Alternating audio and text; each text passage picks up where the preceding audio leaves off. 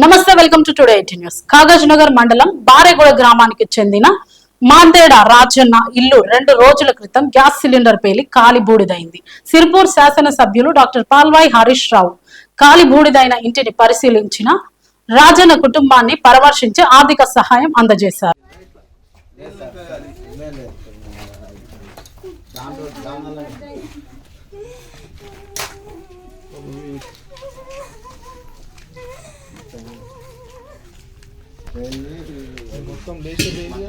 ఉండే అన్నట్టు కాలేదు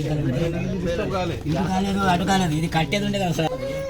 అట్లా పెట్టినాం, పెట్టే వరకు అది దీనికి అంటుకున్నది. ఇటు ఈ షెడ్ ఇట్లా ఈ బచాయించింది అన్నట్టు. అవతల షెడ్